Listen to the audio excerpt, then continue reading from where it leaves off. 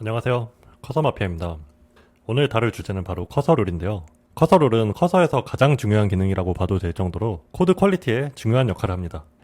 오늘은 이 커서룰이 무엇인지, 어떤 내용이 들어가는지, 또 어떻게 쓰는지까지 다뤄보도록 하겠습니다.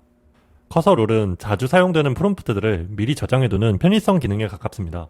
그래서 보시는 화면처럼 new feature process.mdc 같이 커서룰을 정의해두면 제가 회원 탈퇴 기능 추가해줘 라고만 명령해도 기능을 만들 때 지켜야만 하는 규칙 같은 것들이 자동으로 참조되는 것이죠. 여기에는 네이밍이나 스타일 같은 코드 컨벤션이 있을 수도 있고요. 아니면 무드나 색상 같은 디자인이 있을 수도 있습니다. 그런 것들을 명령할 때마다 매번 지키라고 언급하기 귀찮으니까 미리 저장해두고 갖다 쓰기만 하자 라는 목적으로 있는 기능이 바로 커서룰입니다. 되게 간단한 기능이죠. 그럼 이 커서룰에는 보통 어떤 내용이 들어갈까요? 왼쪽 화면은 제가 직접 쓴 커서룰의 일부입니다. 보시면 맨 위에 프로젝트 아키텍처라고 써있고 밑에 라이브러리 그리고 그 밑에 디렉토리 스트럭처라고 써있죠. 이런 식으로 프로젝트에서 지켜야만 하는 규칙들을 하나하나 써주는 것인데요. 맨 위에 라이브러리는 프로젝트의 특정 기능들을 만들어야 할 때마다 이러한 라이브러리를 사용해라 라고 언급해 준 것이고요. 그 밑에 디렉토리 스트럭처는 어떤 폴더가 어떤 역할을 하는지, 어떤 파일을 이 폴더 안에 집어넣어야 하는지를 미리 정의해 둔 것입니다.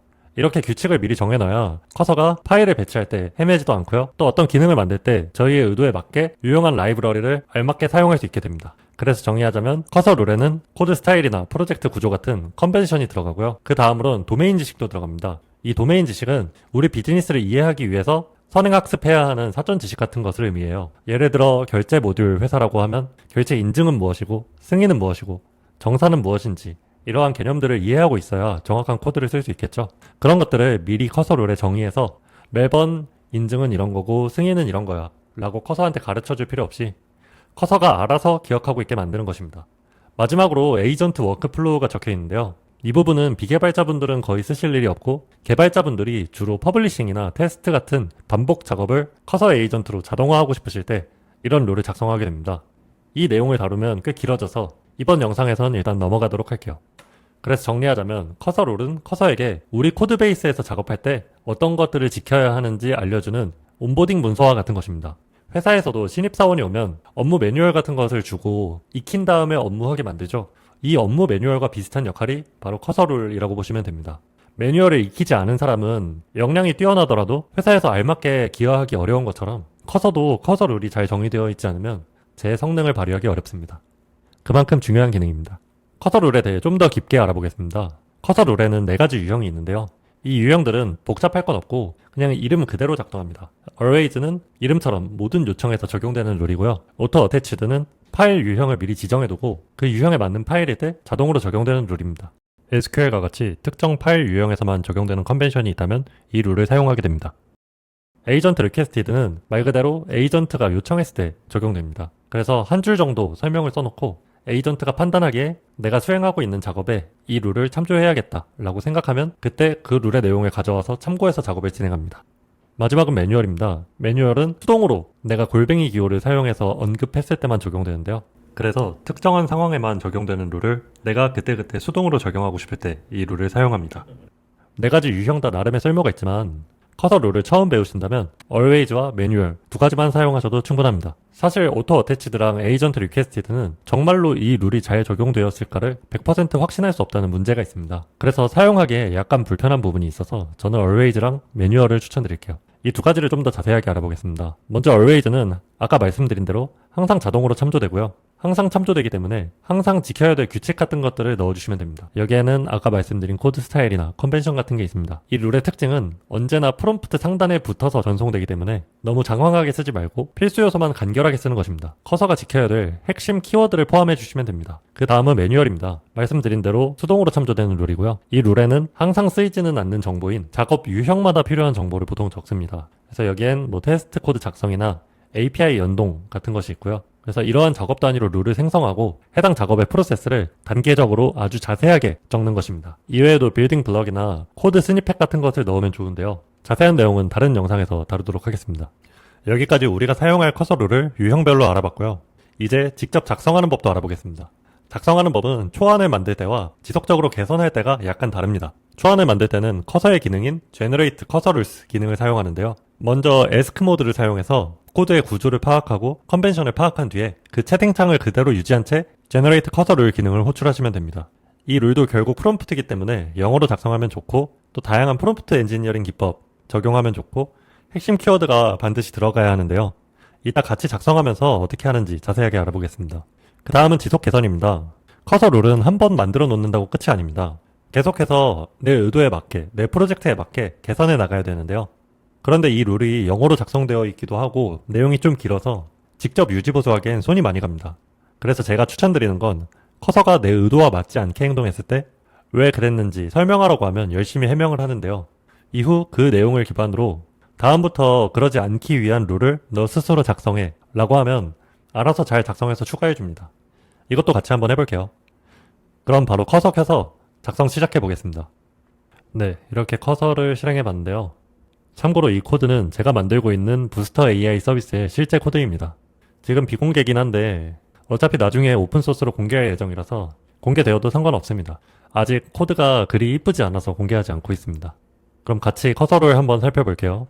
커서 룰은 이렇게 루트 경로에 .cursor라는 이름으로 폴더를 만들고 그 안에 rules라는 이름의 폴더를 만들어서 mdc라는 확장자의 파일들로 생성하게 됩니다. 하나만 같이 볼까요? 먼저 블루프린트 룰입니다. 블루프린트는 PID와 가까운 문서를 넣어둔 룰인데요. 이 서비스의 비즈니스적 요구사항을 알고 있는 것도 코드를 작성할 때 중요한 부분일 거라 생각해서 넣어두었습니다. 그래서 여기 보면 저희 서비스가 해결하는 문제가 담겨 있고요. 그리고 간단한 아키텍처가 담겨 있고 데이터 흐름, 프롬프트, 그리고 비즈니스적인 내용까지 전부 담겨 있습니다. 이렇게 비즈니스적인 문서도 룰로 만들어 주셔도 괜찮습니다. 종종 비즈니스적인 내용은 룰이 아니라 그냥 마크다운 문서로 작성하시는 분들도 많은데요. 그렇게 할 경우 띵킹 모델의 추론 과정에 참조되지 않기 때문에 저는 룰로 정의하는 것을 추천드립니다. 또 가끔 항상 참조되는 룰을 길게 적으면 AI 성능에 저하가 있는 거 아니냐는 질문을 주시기도 하는데요. 맞는 말씀이지만 저는 웬만큼은 괜찮다고 생각합니다. AI 모델들의 컨텍스트 사이즈는 생각보다 큽니다. 클로드 소넷 기준으로 커서에서 사용 시 12만 토큰을 지원하는데요. 이건 한글 기준 12만 글자 정도 되고요. 영어 기준으로는 대략 40만 글자 정도 됩니다. 코드는 대부분 영어이기 때문에 40만 글자가 참조되기 쉽지 않습니다. 그래서 저는 5천에서 1만 토큰까지는 커서 룰이 차지하고 있어도 괜찮다고 생각해요. 5천 토큰을 커서 룰로 채우기 쉽지 않습니다. 그래서 룰을 만드실 땐 신경 쓰지 않고 최대한 자세하게 만들어 주셔도 무방합니다. 다른 룰도 한번 볼까요? 이 룰이 바로 아까 소개드린 매뉴얼 룰입니다. 수동으로 참조해야만 적용되는 룰인데요. 여기 제목을 보시면 프론트엔드 테스팅 가이드라인이라고 써있죠. 이 내용이 프론트엔드에서 테스팅할 때만 필요한 내용들이기 때문에 항상 참조될 필요가 없는 것입니다. 여기 보시면 아까도 그랬지만 마크다운 문법으로 적혀 있습니다. 프롬프트 작성의 기본은 구조화입니다. 같은 내용이라도 마크다운이나 XML 같은 문법을 사용해서 구조화해서 전달하면 AI가 훨씬 더 잘 맥락을 이해할 수 있습니다. 샵 2개를 쓰면 이것이 제목이구나, 대쉬를 쓰면 이것은 목록으로 나열된 정보구나 와 같은 것을 이해할 수 있는 것이죠. 마지막으로 하나만 더 보겠습니다. 이 룰은 아까 말씀드린 에이전트 리퀘스티드 룰입니다. 디스크립션을 적어두면 AI가 알아서 참조하는 건데요. 샤드CN이 유명한 라이브러리여서 AI가 비교적 잘 참조해 줄 거라고 생각해 이거는 에이전트 리퀘스티드로 정의했습니다. 그래서 여기 보면 이 작업과 관련된 구조, 그리고 커서가 자주 사용할 만한 터미널 명령어, 또 추가하는 프로세스까지 적혀 있죠. 이런 식으로 룰은 필요한 정보만 간결하게 적어주시면 됩니다. 저도 처음부터 이 룰을 이 내용으로 적은 건 아닌데요. 커서 에이전트를 쓰면서 자주 실수하는 부분이나 아니면 시간이 너무 오래 걸리는 부분 같은 걸 이 터미널 명령어나 아니면 어떻게 임포트하면 되는지와 같은 코드 스니펫을 첨부함으로써 점진적으로 개선한 결과입니다. 이제 커서 룰이 어디에 작성되는지 또 어떤 내용이 들어가는지 알았으니까 이제 직접 써볼까요? 새 코드베이스를 열었고요. 바로 룰 작성 시작해 보겠습니다. 먼저 컨트롤 I를 눌러서 에이전트 창을 엽니다. 여기서 Ask 모드로 바꿔주시고요. 먼저 이 프로젝트의 구조를 자세히 파악해 달라고 할게요. 글씨 조금 키우고 프롬프트 입력하겠습니다.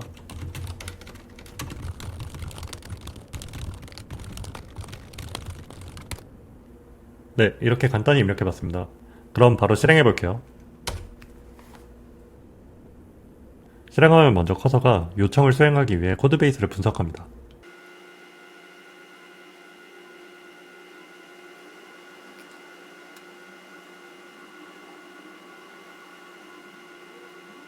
분석이 모두 끝났습니다. 이제 이 내용을 커서 룰로 작성해 볼게요. 여기 복사 버튼을 눌러서 그대로 생성해도 되지만 더 잘 만들기 위해서 Generate Cursor Rule 기능을 활용해 보겠습니다. 채팅창에 슬래시를 입력하면 두 번째 이렇게 Generate Cursor Rule 메뉴가 나타납니다. 이걸 선택해 주시면 됩니다. 그리고 추가적인 최적화를 위해 프롬프트도 더 입력해 볼게요.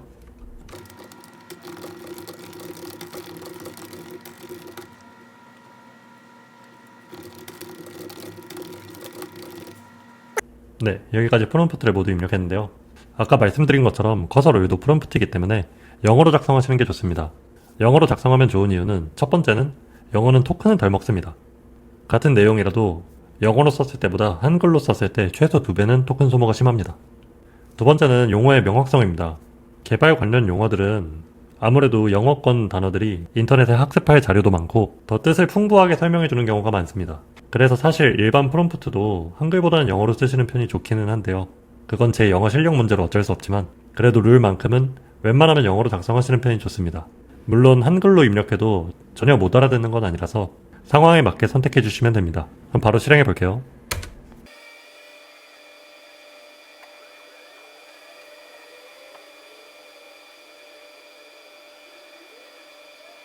네, 실행이 끝났습니다.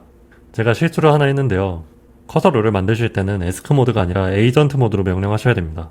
에스크 모드로 하면 커서가 파일을 생성하지 않습니다. 저는 잘못 선택한 대가로 하나하나 일일이 손으로 생성해 보도록 하겠습니다.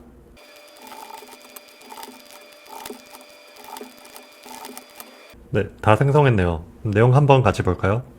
먼저 아키텍처 룰입니다. 아까 보신 것처럼 마크다운으로 전부 작성되었고요.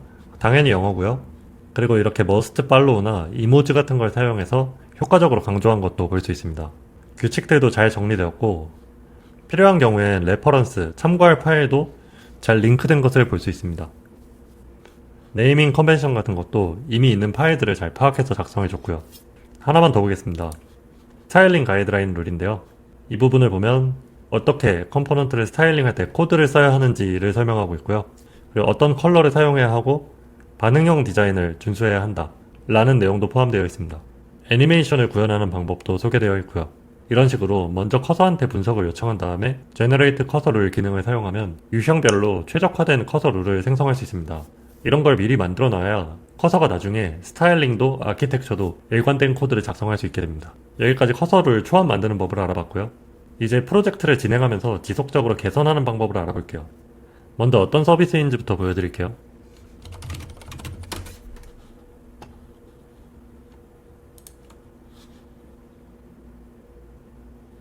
보시면 이 서비스는 랜딩 페이지가 있고 그리고 로그인 버튼을 눌러서 로그인 할 수 있고요. 아무 이메일이나 비밀번호를 입력하면 로그인이 됩니다. 그럼 이렇게 대시보드를 확인할 수 있어요. 내용들도 전부 구현되어 있습니다. 물론 테스트 데이터입니다. 저희는 랜딩 페이지에 언어를 전환할 수 있는 기능을 넣어달라고 할게요. 지금 영어인데 한국어로도 볼 수 있게 만드는 겁니다. 한번 명령해 볼게요. 커서를 이동해서 프롬프트를 입력하겠습니다. 컨트롤 I 눌러서 채팅 패널 열고요. 여기에 이제 프롬프트를 입력해 볼게요. 네, 이렇게 간단하게 입력해 봤습니다. 완료될 때까지 기다려 볼게요.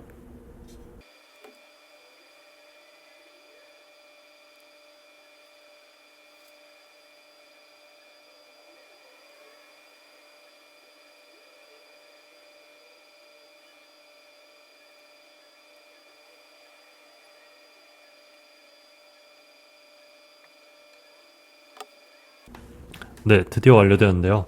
반영하고 한번 보겠습니다. 지금 이런 에러가 발생하고 있네요. 이렇게 커서가 만족스럽지 않은 결과물을 줬을 때 커서 룰을 보완하도록 만들면 됩니다. 한번 해보겠습니다. 먼저 메시지를 복사해서 커서한테 고쳐달라고 할게요. 네, 프롬프트를 함께 보면요.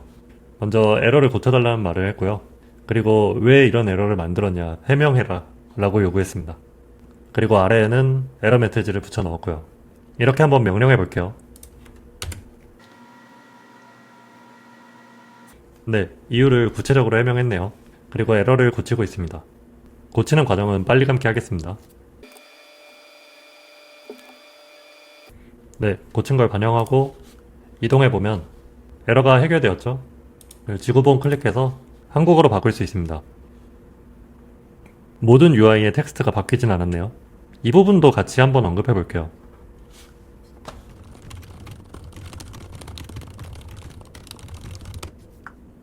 네, 이번에도 문제를 고쳐달라고 하고 자세히 해명하라고 했습니다.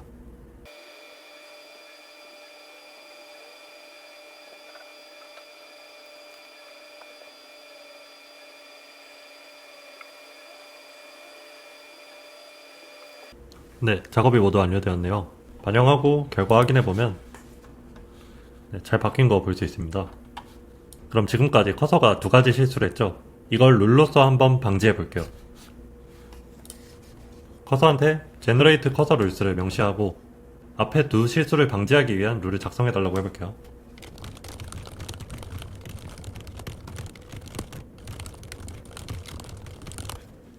네, 이렇게 실수의 원인을 자세히 분석하고 다시는 하지 않기 위한 룰을 생성해 달라고 했습니다. 마찬가지로 영어로 프롬프트 엔지니어링 기법 적용하라고 했고요. 제대로 실행해 볼게요.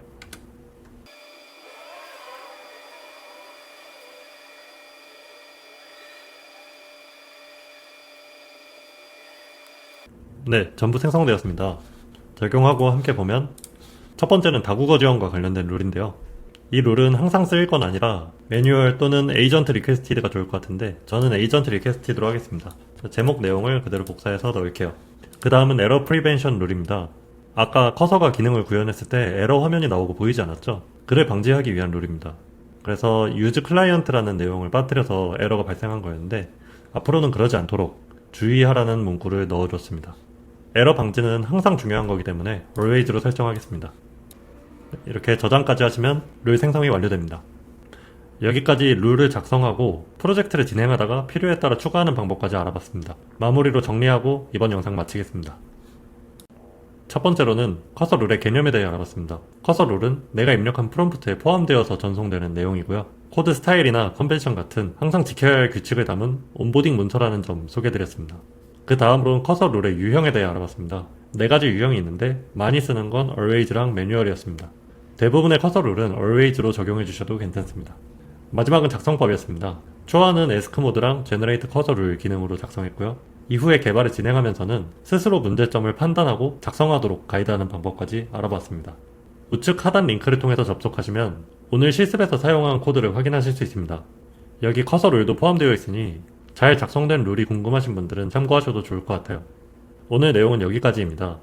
더 궁금한 내용이 있으면 먼저 구독 버튼 누르시고 댓글로 남겨주시면 다음 영상으로 준비하겠습니다. 감사합니다.